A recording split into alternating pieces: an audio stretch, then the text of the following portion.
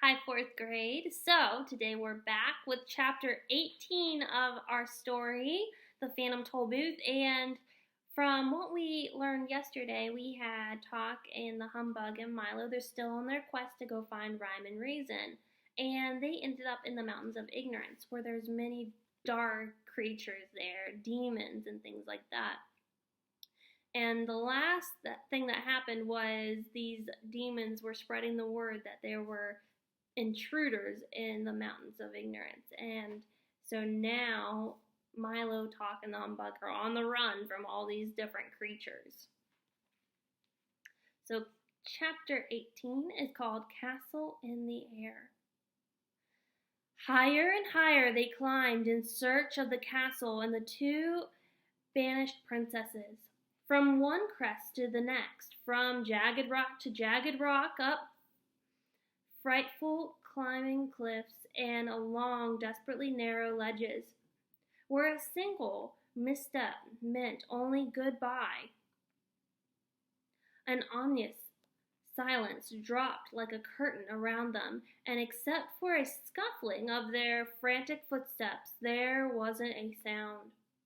The world that Milo knew was millions of thoughts away, and the demons were there in the distance. "They're gaining," shouted the Humbug, wishing he'd never looked back. "But there it is," cried Milo at the same instant, for straight ahead, climbing up from atop a highest peak, was a spindly spiral staircase, and at the other end stood the castle in the air. "I see it! I see it!" said the happy bug as they struggled up the twisted mountain trail. But what he didn't see was that curled up right in front of the first step was a little round man in a frock coat, sleeping peacefully on a very large and well-worn ledger. And a ledger is like a book where you sign your name. So a lot of events have books to say who was there. You just sign your name, and it's called a ledger. A long quill pen sat precariously behind his ear, where ink stains all over his hands, face, as well as his clothes, and he wore a pair of the thinnest eyeglasses that Milo has ever seen. "Be very careful," whispered Talk when they finally reached the top, and Humbug stepped gingerly around and started up the stairs. "Names," the little man called out briskly, just as they startled the bug as he reached the first step. He sat up quickly. And there's the man. He's got ink all over him.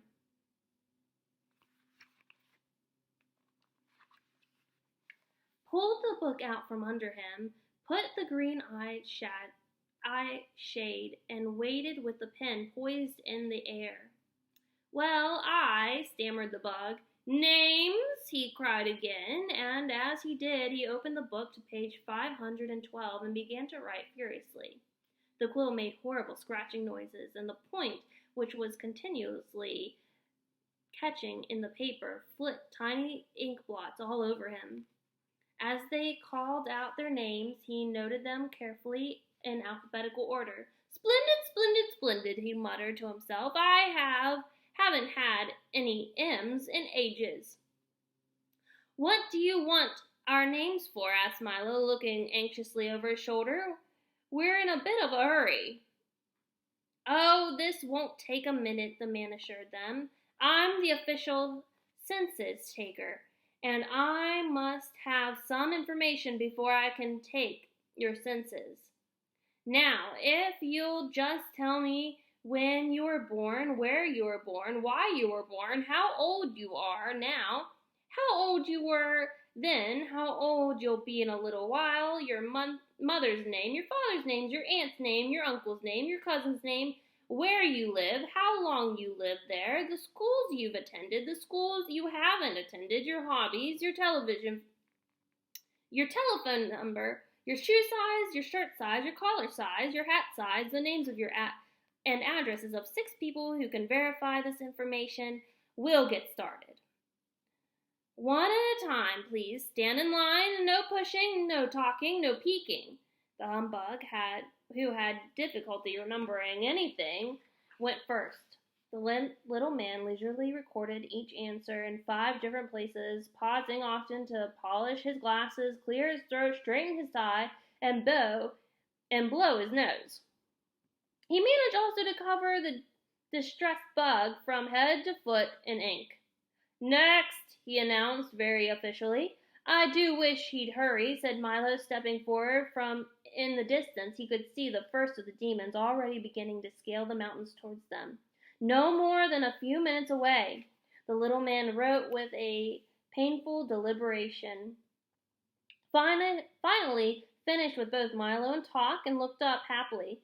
"May we go now?" asked the dog, whose sensitive nose had picked up the loathsome evil smell that grew stronger every second.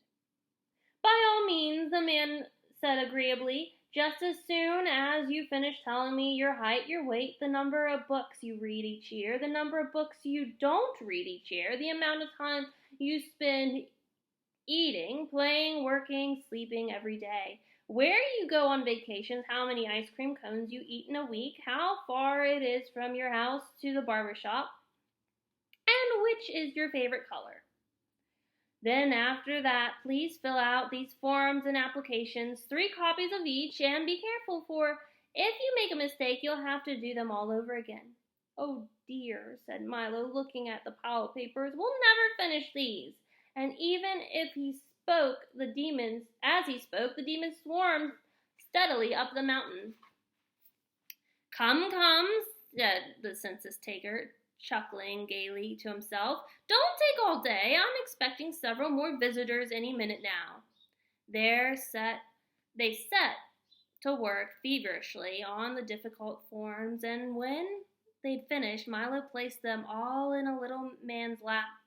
He thanked them politely, took off his eye shade, put the pen behind his ear, closed the book, and went back to sleep. The humbug took one horrified look back over his shoulder and quickly started up the stairs. "Destination?" shouted the census taker, sitting up again, putting on his eye shade, and taking the pen from behind his ear and opening his book. "But I thought," protested the annoyed humbug.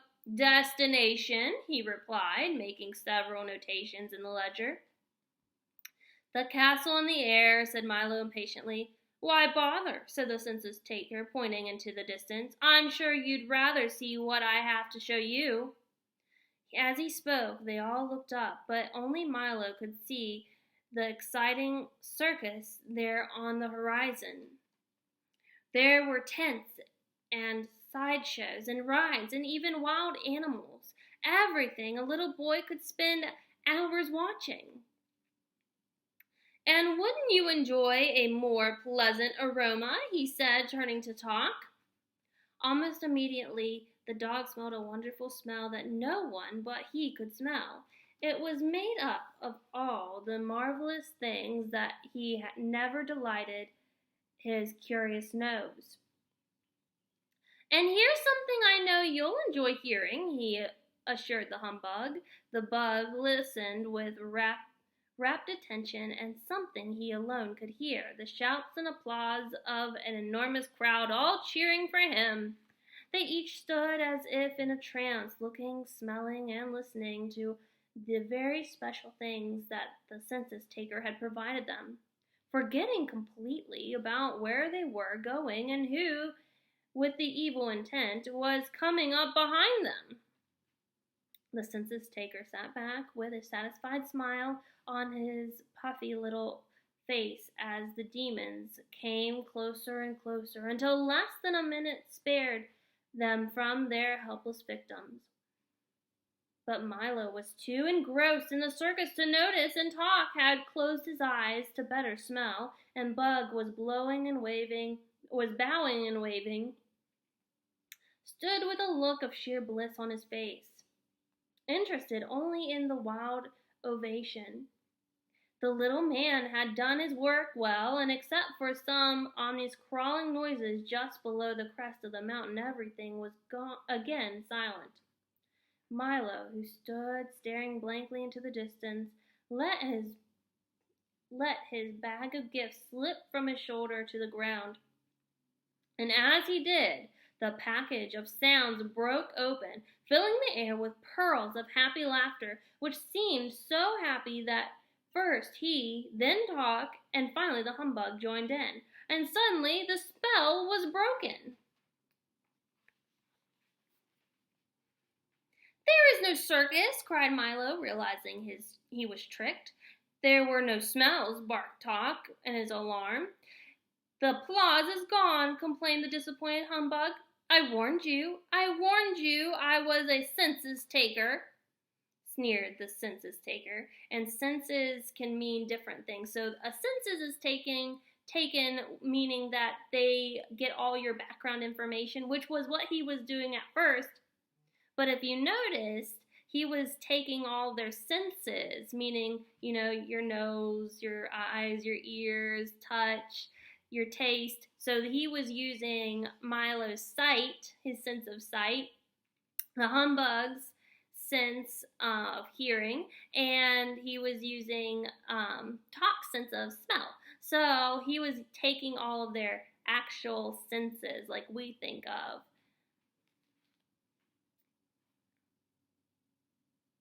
I help people find what they're not looking for, hear what they're not listening for, run after what they're not chasing, and smell what isn't even there. And furthermore, he chuckled, hopping around gleefully on his stubby legs, I'll steal your sense of purpose. Take your sense of duty, destroy your sense of preparation, and but for one thing, you'd be helpless yet. "What's that?" asked Milo fearfully. "As long as you have the sound of laughter," he groaned unhappily, "I can not take your sense of humor, and with it, you've nothing to fear from me." "But what about them?" cried the terrified bug, for at that instant the other demons had reached the top of the last and were leaping forward to seize them. They ran for the stairs, bowling over the disgruntled census taker, ledger, ink bottle, eye shade, and all. As they went, the humbug dashed up first, then Talk, and lastly Milo, almost too late, as a scaly arm brushed his shoes. The dangerous stairs danced dizzily in the wind, and the clumsy demons refused to follow. But they howled with rage and fury, swore bloody vengeance, and watched with many pairs of burning eyes as the three of the small shapes vanished slowly into the clouds. "Don't look down," advised Milo as the bug tottered upward on unsteady legs. Like a giant corkscrew, the stairway twisted through the darkness, steep and narrow, and with no rail to guide them. The wind howled cruelly in an effort to tear them loose, and the fog dragged clammy fingers down their backs. But up the giddy flight they went, each one helping the other, until at last the clouds parted, the dark fell away, and a glow of golden sun rays warmed their arrival.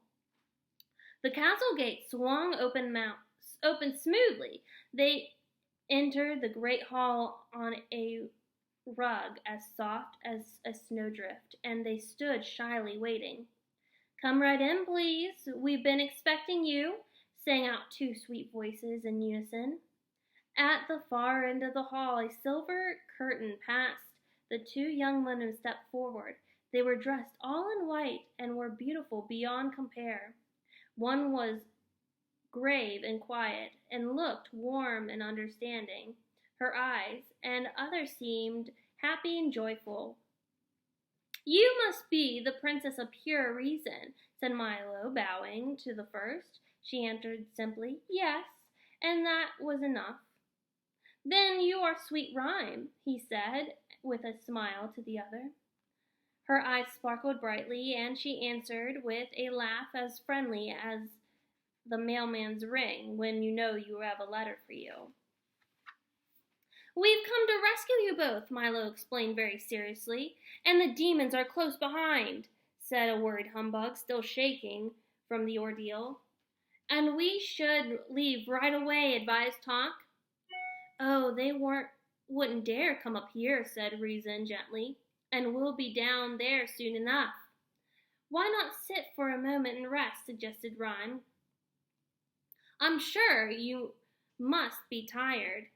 Have you been traveling very long? Days, sighed the exhausted dog, curling up on a large downy cushion. Weeks, corrected the bug, flopping into a deep, comfortable armchair, for it did seem that way to him. It's been a long trip, said Milo, climbing into the couch where the princesses sat. But we would have been here much sooner if I hadn't made so many mistakes. I'm afraid it's all my fault. You must never feel bad about making mistakes, explained Reason quietly, as long as you take the trouble to learn from them. For you often learn more by being wrong for the right reason than you do for being right for the wrong reasons. But there's so much to learn, he said, with a thoughtful frown. Yes, that's true, admitted Rhyme, but it's not just learning things that's important. It's learning what you do with what you learn, and learning why you learn things. That's what matters. That's just what I mean, explained Milo as Tonk and the exhausted bug drifted quietly off to sleep. Many of the things I'm supposed to know seem so useless that I can't see the purpose in learning them at all. You may not see it now, said the Princess of Pure Reason, looking knowingly at Milo's puzzled face, but whatever we learn has a purpose, and whatever we do affects everything and everyone else, if even in the tiniest way. Why, when a housefly flaps his wings, a breeze goes around the world. When a speck of dust falls in the ground, the entire planet weighs a little more. And when you stamp your foot, the earth moves slightly off its course. Whenever you laugh, gladness spreads. And there the princesses are. Gladness spreads like the ripples in a pond. And whenever you are sad, no one anywhere can be really happy, and it's much the same thing with knowledge, for whenever you learn something new, the whole world becomes that much richer. And remember also, added the Princess of Sweet Rhyme, that many places you would like to see are just off the map, and many things you want to know are just out of sight, or a little beyond your reach. But someday you'll reach them all, for what you learn today, for no reason at all, will help you discover all the wonderful secrets of tomorrow. I think I understand, Milo said, still full of questions and thoughts, but which is the most important? At that moment, the conversation was interrupted by a far-off chopping noise. With each loud blow, the entire room and everything in it shook and rattled. Down below on the murky peak, the demons were cutting the stairway loose with axes and hammers and saws. Before long, the whole thing collapsed with a tremendous crash, and the startled humbug leapt to his feet just in time to see the castle drifting slowly off into space. We're moving, he shouted, which was a fact that had already become obvious to everyone. I think we had better leave now, said Rhyme softly, and Reason agreed with a nod. But how will we get down? Groaned the humbug, looking at the wreckage below. There's no stairway, and we're sailing higher every minute. And there they are.